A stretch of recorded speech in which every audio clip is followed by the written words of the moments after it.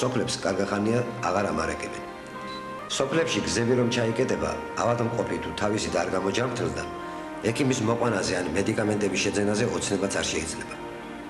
წამალი რომ იყოს კიდეც მოსახლეობას მისი ყიდვა არ შეუძლია. პენსიები და ხელფასები ზოგან წელიწადზე მეტია არ დაურიგებიათ. ხშირად ევროპასურ მედრებით უმჯობესია ეს შედარება გზებისა და სოციალური ყოფის მოწესრიგებით დავიწყო. შავხევსურეთის სოფლებში ამჟამად სინათლეს ვერსად ნახავთ, მაგრამ იყო დრო, როცა ამ კუთხეს დენი მაღალი ძაბვის ანძებით მიეწოდებოდა. დაიგრა გზების მის გამო. დაიგრა როგორც ხედავთ ანძები. დაიგრა იქ მინერალური წყალი. მშენებლობა რომ იყო და ჩამოსხმა მიმდინარეობდა იქ. აღარც ისა ფუნქციონირებს. და რამდენი ზარალია სახელმწიფოსათვის და ხალხისათვის. ეს არის ამ რა ქვია გამოყოლებული იოლიმაზე, ზეგი ადვილიმაზე ამ დაბლა ამ ჭალაზე და სადაც ამას ესენი ქონდა პროექტები ქონდა, სადაც ისენი ყო რო იქ არ წყალი მივიდა და არ ზვა ვერაფერი, იქ არ გაკეთდა და კაი წაიგებდა ამ არასიზამს. აქ ერთი ამზე კი არა წაღებული, იქ რამდენადზეა წაღებული? აგეგზა დაგეგმილი ყო. აი ეს რატომ არის გადარჩენილი?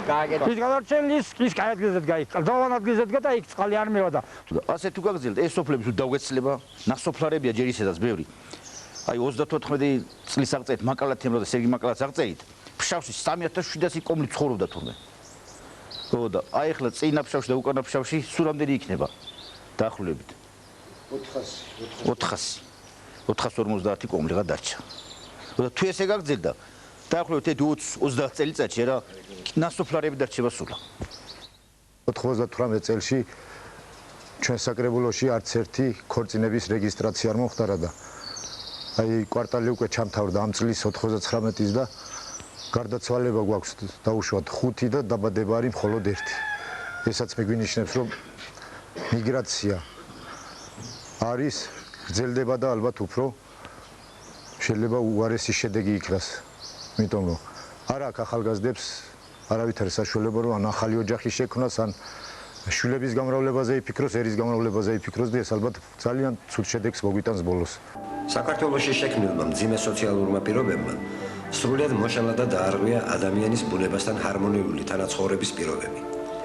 ამის მკაფიო მაგალითია ტყეების ბარბაროსულად გაჩეხვა და მერქნის საზღვარგარეთ გატანა.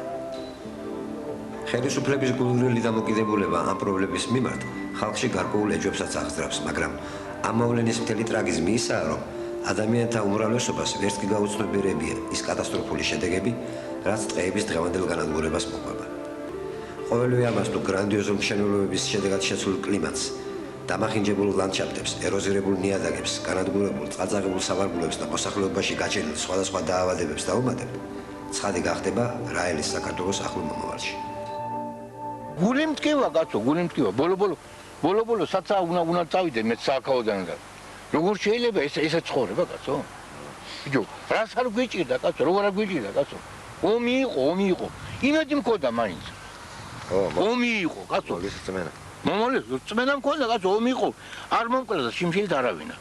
მეც მოდა მჯეროდა რომ ომი რო იყო, ვიღაცა მაინც ჩემი ფარველი იყო. გამიჭირდებოდა მივიდოდი ვეთყოდი რომ აი მშიერი ვარ, გამომიწერავდნენ 2 კილოგრამი იყო თუ 3 კილოგრამი იყო, მაძლებდნენ. და სული გვედგა. როცა არ იყო არაფერი და ეხლა გქონდა და სად გააქრეს ამოდოლა კაცო? სად შეჭამეს კაცო? სად შეჭამეს ეს ჩვენი დაგროვილი დოვლათი კაცო? ეს ხო ჩვენი დაგროვილი დოვლათი იყო კაცო? სად შეჭამეს? სად წაიღეს კაცო? ვის მისეს კაცო? ეს მთავრობაა კაცო? ეს არის ჩვენი სიკეთე კაცო. სულ რასაშვებიან კაცო, გასაკვირვალია რატო შვებიან ეგრევე. დაბინდება თუ არ დაბინდება კი არა ერთი აი სამთარში 7 საათი არ არის როცა გამორთავენ იმას შუქს. ზოგჯერ პირში გამიხედება კი უკმარო და გაქრება კაცო.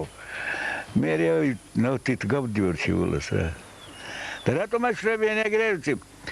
იმ დროს როცა საქონლის მოვლისია, როცა ხალხი დასვენებულია და პურს საჭმელად დასხდებიან, მაშინ გამორთავენ და როცა ხალხს ძინია, რავი, რამ დრო 12 საათზე, 2 საათზე, მაშინ შეშთავენ და რა უნდა მაშინ არ ვიცი.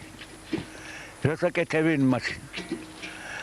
ეხლა რატო იმიტომ ეხლა ისეთი ხალხია უჭირო ხალხი იყო უწინ იყო კაი ხალხი შვინდისი ჰქონდა ნამუსი ჰქონდა ეხლა მამა ძაღლობა რას გამოძალვაზე არის ხალხს აბა სათავეში რომ ჯიბგირი იყოს კაცო აბა იქ კაი ხალხი იქნება დღეისათვის და ხვალისათვის ნასოფლარი ნაქალაქარი ნაქართველარი და აღარავინ არ დარჩება მხეობაში ბატონი და პატრონი ნაცვლად იმისა რომ იყო ლოზუნგი რომ თას დაუბრუნდა მთიელიო წარმოიშვა ახლა ლოზუნგი რომ თიდან გაიქცა მთიელიო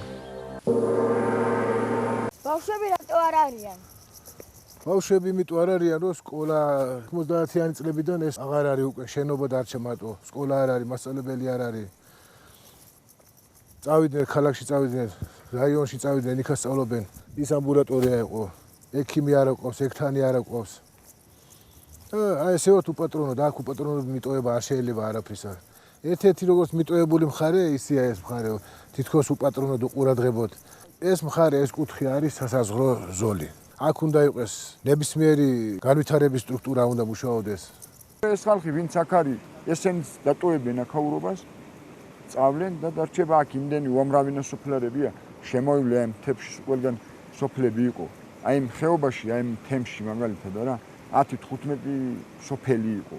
და თითოეულ სოფელში ცხოვრობდა 15-20 ოჯახი. ეხლა ერთი სოფელია და აქ ცხოვრობს 8-9 ოჯახი. ესენც მიატოვებენ და ესაც ნასოფლარად ისე იოლად გადაიქცევა ნასოფლარად ეს სოფელი. როგორც სხვა სოფლები გადაიქცენ ნასოფლარებად.